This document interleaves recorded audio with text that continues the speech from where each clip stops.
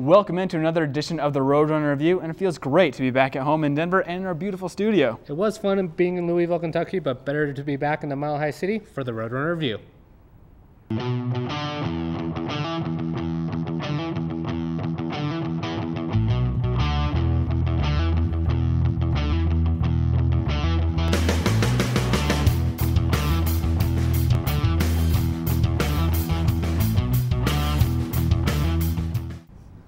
Thanks for tuning in. I'm Kevin Hall along with Peter Aragon, and we have a jam-packed show with our men's basketball team looking for that third national title, and our tennis team also looking to bring home some hardware. And let's not forget the incredible story of a softball player whose life took an unexpected curveball, as our own Eric Lansing brings us the story of Aubrey Mall. You're going to want to have your tissues in hand, but before we get to all that, the sensational Paula Ruelas is here to bring you all your Roadrunner news. So glad to see you again, Paula. Thanks, guys. I am so glad you made it back home safely to Denver. We certainly missed your faces while you were gone, and let's face it, the studio just isn't the same without you. And hello out there, Roadrunner fans. We're going to start with some basketball news, and once again, the guys are champions in the classroom as well as on the court. During the month of April, sophomore forward Nicholas K won the NCAA Elite 89 Award for Division II. This outstanding award is presented to the student athlete with the highest grade point average at each of the NCAA's 89 championship events. The Tamworth, Australia native is killing it in his biology major, sporting an impressive 3.97 grade point average. Wow, great job, Nick. Now for some accolades on the court. Former Roadrunner great Jasmine Cervantes was named a finalist for 9 News' Top 9 Moments from the 2012 year. Jazz was nominated for the top individual college moment for her triple-double performance against Western New Mexico, so be sure to check it out on GoMetroState.com to vote for Cervantes to help her win that award. And finally, our own volleyball team will once again host its annual grass volleyball tournament on Saturday, June 1st on Auraria Field. This tournament will consist of doubles competition in 12 different division levels, and there will be prizes handed out for first and second place finishes. Once again, check out GoMetroState.com for more information on the grass volleyball tournament. That's going to do it for me. Back to you guys and our men's basketball team's run to the national title. Thanks, Paula. We missed you too. It's great to see Jazz get back in the media spotlight. She was sure fun to watch during this 4 years. She was exciting, could pass to anyone it seemed like, and she was my favorite point guard out there on the court. Definitely. And now we move on to the men's basketball team, who on our last show just defeated the #1 team in the nation in West Liberty to move on to the national championship game in Atlanta, Georgia. And we got to venture out to hot Atlanta to see whether or not the men's team could bring back the national championship to the Mile High City. On to the national championship game, the men's team getting off the bus and looking ready for the biggest game of their lives. Drury University out of Springfield, Missouri brought a ton of fans with them to Atlanta. Students actually paid to ride the bus down. Coach Clark ready to roll in his 4th title game as an assistant and first as a head coach. And here we go. The senior, Demetrius Miller, wide open to the top of the key. He's not going to miss with that much space. Runners 3-0. Jonathan Morse in the paint. Great inbounds pass to the big man from Boulder, who eventually gets the bounce. Morse finishes with 14 points and 9 rebounds. Morse taps the ball away. Brandon Jefferson comes up with the ball. He finds Miller streaking up the court. The Flint, Michigan native finishes on the layup, and Metro State is rolling up by 17 points. Another uncontested 3-point shot as Jefferson knows what to do with this shot. The junior led the team with 19 points while adding in 4 assists. Oh, more larceny by the Roadrunners. Mitch McCarron this time makes a theft, and good night, Nurse. Slams it down in transition. Metro heads into the halftime locker room with a 39-27 lead. Drury University didn't make it this far without a championship run in them. However, one of the worst things Metro could give up was a 3-ball, and Alex Hall with a hand in his face and off bounds. He connects from deep to start the scoring in the second half. Hall led all scorers with 21 points. Lonnie Boga strokes in a 3 of his own to chip away at Metro's lead. Then Boga finds Ian Carter, who lays in 2 of his 10 points, and the Panthers have tied this game at 64 with 6 minutes left to go. McCarron hitting the big tray to give his team the lead. 2 minutes left, a Metro turnover leads to this break, and Miller fouls Cameron Adam. That's number 5 on the senior, and he will watch the rest of the game from the bench. Adam connects on 1 of 2 from the line, and Metro up only 1. Panthers have to foul. Jefferson at the line. However, the 80% free throw shooter misses, but Nicholas K is there for the offensive rebound, and he gets to go to the line. K is a 77% free throw shooter, also misses. And on the rebound, Jefferson is called for the crucial foul on Hall, who comes down on Jefferson, and Hall has a chance at the line to give his team the lead with 23 seconds left. Hall makes them both timeout called by Clark to draw up a play. McCarron drives and is short on his shot. Then Kay with the rebound. Ball is stripped or fouled away. Jefferson comes up with the loose ball. Clock runs out before the shot, and Metro comes up 1 point shy of winning the national championship. And Drury University celebrates their first ever national title. What a tough way for the Roadrunners to end their season. Drury played an outstanding game. They never accepted, that they were down. We jumped on them. We had a great start, and they always, made a run, and they played like champions today. And this is the truest statement I can say in this situation right here is we didn't lose the national championship. Drury won it. We did a good job in the first half of forcing a lot of turnovers, which led to our lead in the first half. Give them a lot of credit.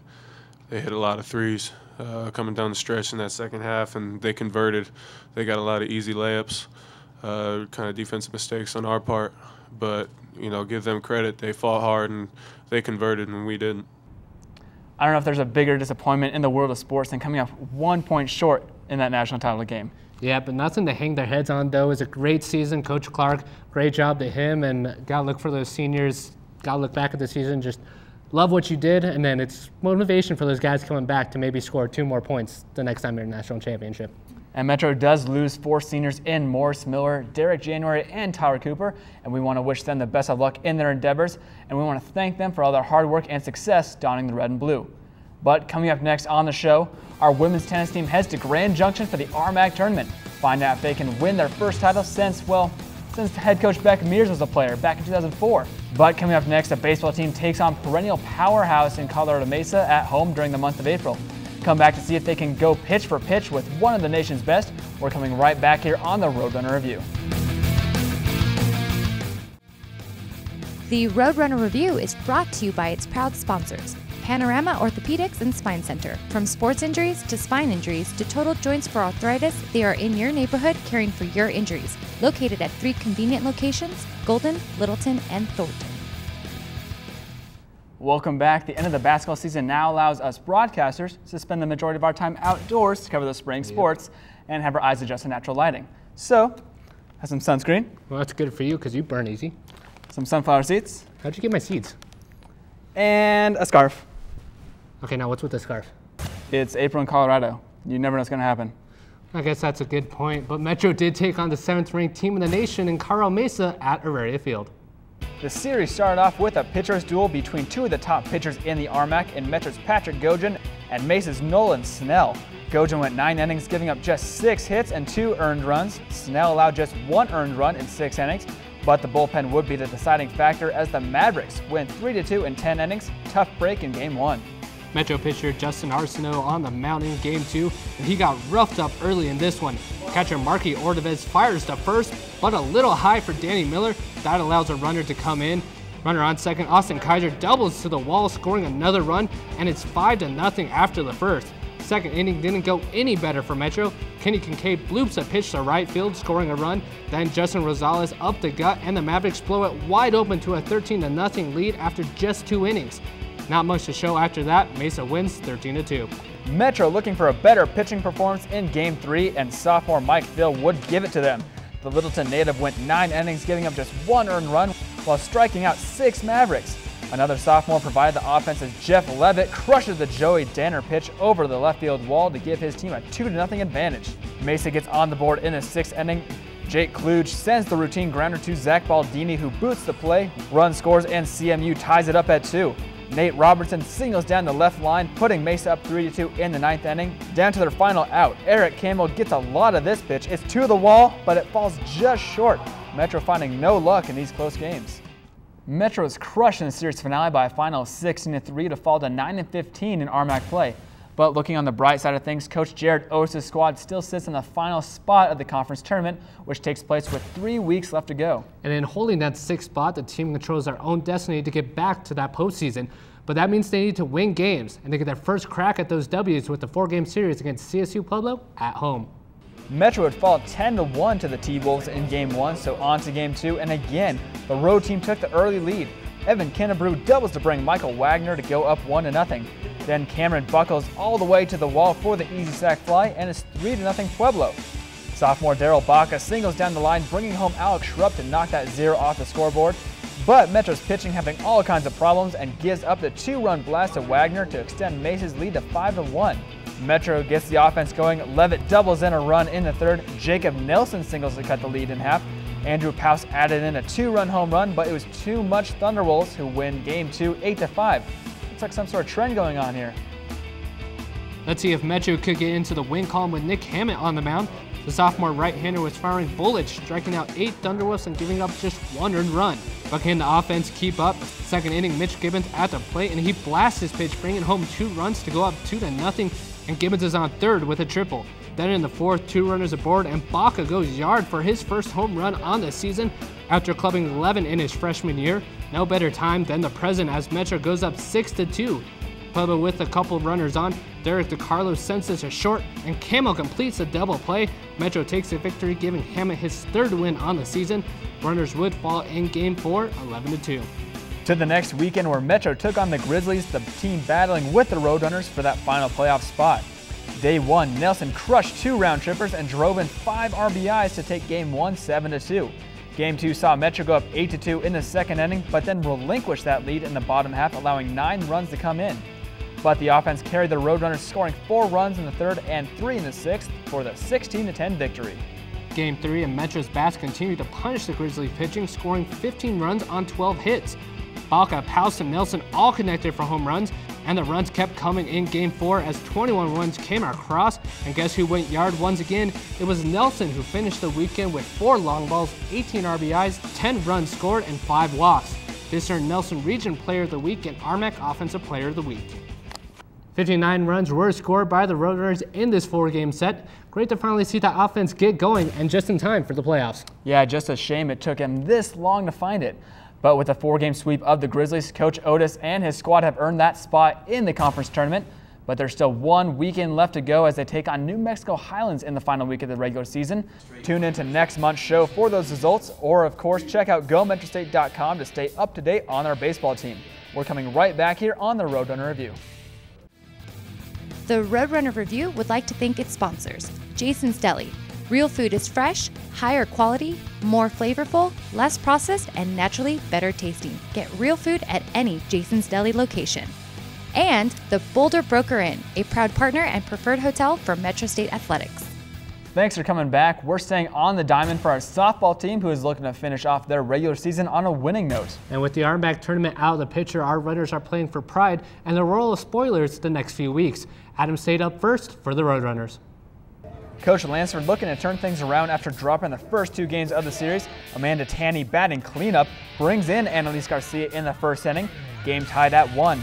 Bottom 4th, and hello, sophomore slugger Mary Towner takes Morgan McWilliams deep over the left field wall for the 2-run shot, giving Metro the 4-2 lead after 4.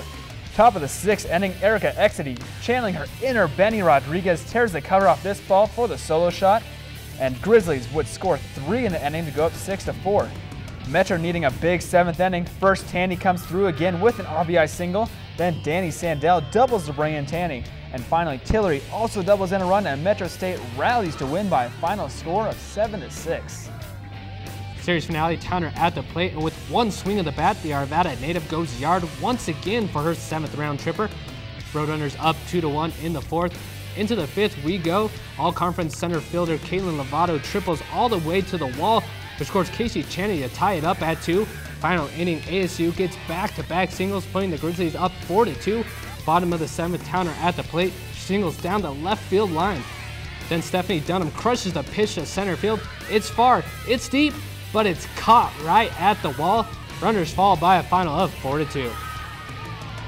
Final weekend for the home team as the Roadrunners honored Aubrey Mall with Teal Day. The senior pitcher was diagnosed with ovarian cancer and has to miss virtually the entire season. We have an in-depth story on Aubrey later in the show, so we'll jump right into the highlights. After dropping Game 1, Coach Lansford had her senior pitcher Brittany Moss on the mound to keep the Yellow Jackets at bay. Moss flashing the leather, making play after play after play to keep Black Hills State off those base paths. Time for some offense. Towner has been on a roll in the last month of the season. Here she goes yard for her 8th home run on the year. In the 4th, Susie Owery drives in Brittany Roundtree with the double. Then Tillery goes down the left field line for the double to drive in another. Runners put up a 4 spot in the 4th inning and win 6-4 to finish off Teal Day with a victory. Day 2, Ari catches a catcher napping and swipes third base. That's important because Tillery grounds out to short and Ari is able to score. Metro takes the 1-0 lead. Sendell at the plate, harmless grounder at third, but the ball is sent all the way to Colorado Springs and 2 runs come in to score. The good times continue to roll for the Roadrunners. Tillery goes opposite field for her 4th jack on the season. That puts her team up 6-0. It's 9-2, bottom of the 5th. Sendell at the plate. She comes through with a single that scores Ari, and that ends the game in the 5th. Run ruling the Yellow Jackets as they go on to win this one 10-2. Final game of the season, and for the 2nd straight game, Tillery showing off her big bat for the 1-0 lead. Moss playing in her final game after 5 years with the Red and Blue. Her pitches must have been full of bug spray, going 7 innings and striking out 5 Yellow Jackets. Towner goes deep once again, but wait! Alex Huntington robs Towner of the home run, keeping this game close. Towner would not be denied, continuing at her torrid pace. Can't wait to see what she does in her junior year. Time for some defense. Moss gets the grounder and her team completes the double play. Metro wins 10-2, finishing the season on a series win. So while the postseason was just out of reach for our softball team, I can't wait to see what Coach Lansford does in her 3rd season. And we're going to have all-conference hitter Susie Oury back, Tillery returns, Chelsea Brew, and of course, we're hoping for the big return of Aubrey Mall. Now that's a storyline you don't want to miss. But coming up next on the show, we have tennis and our track and field team still on the Roadrunner Review.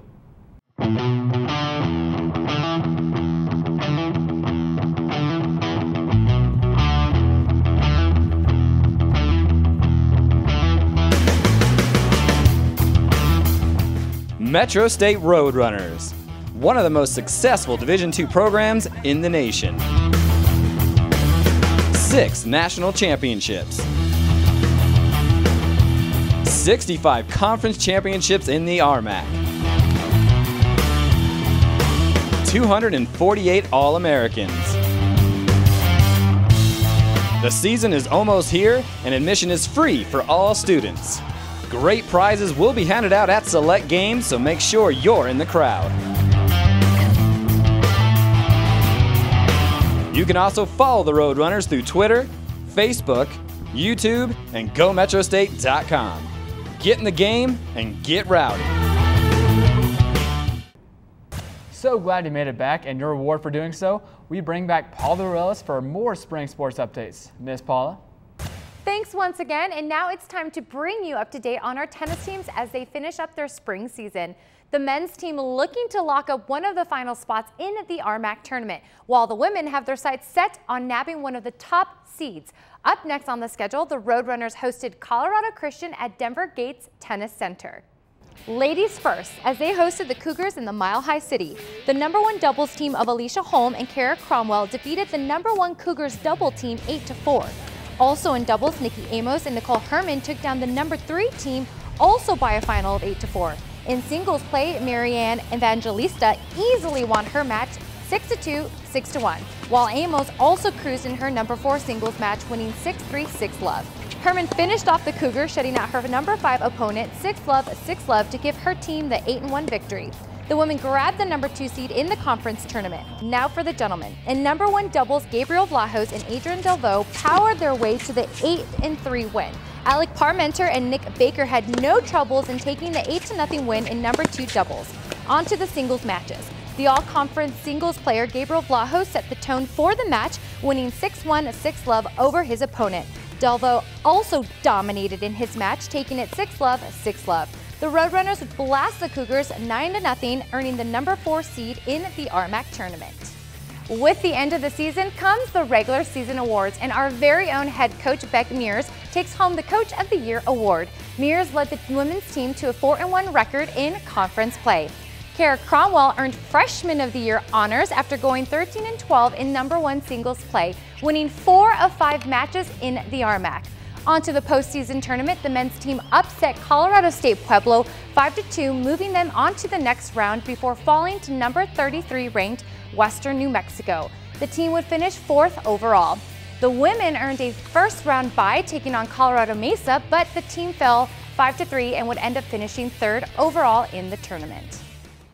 And now, time for some quick updates from the world of track and field. At the CU Invitational, Darius Reed continues to dominate in the world of Division II as the junior posted the fastest time in the nation, cruising to a first-place finish at the 110-meter hurdles. He also broke the school mark, crossing the line in a time of 13.88 seconds. A few weeks later at the Mount Sac Relays, Brianna Hemming destroyed the school record in the 1,500 meters, completing the race in a time of 4 minutes and 26 seconds. Her incredible time qualified her for the national meet. Kirk Harvey also earned a spot in nationals after running the steeplechase in a time of 9 minutes and 1 second, which also breaks the school record. Next month on the show, we'll bring you highlights from the conference championships in Golden and the national meet in Pueblo. We're coming right back with top plays and the Aubrey Mall story, so keep your butts in those seats. Final leg here on the Roadrunner Review. You saw earlier on the show the struggles of our softball team and how wins just aren't coming as easy for them this season. But those struggles fail in comparison to those of Aubrey Mall, who now fights a different battle, one that is far beyond the softball field. Everything was going right for Aubrey Mall. She just came off a stellar junior season in which she earned Daktronics second team All-Central Region, and she entered her senior year as a preseason All-Conference honoree. She looked to wreak havoc over the Rocky Mountain Athletic Conference with her arm and her bat. But in the blink of an eye, Mall's season and life took an unexpected turn. Sunday night I just wasn't really feeling right, and I had like a sharp pain in my lower abdomen. Then when they did surgery, they found a tumor. Aubrey was diagnosed with ovarian cancer, a disease that usually affects women in their 60s. It's definitely a scary thing, especially like going to chemo for the first time. Like, I had no idea what to expect. Her 2013 season would come to an end, and now she fights a different kind of opponent, one that she can't beat on the mound or at the plate. You know, I'm used to playing softball and used to facing all those challenges, and this was definitely a curveball, and you know, you don't really know how to go about it. While Aubrey rarely shows any emotion on the field, the outcry of support she has received has surprisingly overwhelmed her during these uncertain times. It's been amazing, and you know, like Adams State, I never would have expected that, and you know, all the teams are like wearing teal ribbons, and everybody's just been so supportive. Aubrey has had successful surgery to remove the cancerous tissue and has pushed through 3 bouts of chemotherapy. What's next for the 22-year-old flamethrower? Definitely want to get out there next year and play and have my senior year back. Definitely you go into each day with a different mentality, and you never know what's going to come your way, and you just have to take everything and be positive with it. For the Roadrunner Review, I'm Eric Lansing. Thanks, Eric. A truly inspirational story, and we wish Mall all the best in her fight. Time for top plays, and we start with the boys this summer in play number 5. Third baseman Jacob Nelson makes not 1 but 2 great plays to home plate to prevent runs from coming in. We also give credit to Marky Ordovez, who applies the tags on both runners. Unfortunately, those came in a losing effort versus the Mavericks. To the tennis courts for play number 4, it's an incredible freshman season of Kara Comrell, who played in the number 1 single spot and went 4-1 in conference play. She led her team to the number 2 seed in the RMAC Tournament, where the team finished 3rd overall. How about another freshman who is making her mark on the field? Roundtree is making great use of her glove during the month of April, making diving grab after diving grab. This young stud wearing her older sister's number and doing it proud. A lot of young, great talent, and our cameras will be ready to catch all the fantastic action in the next 3 years.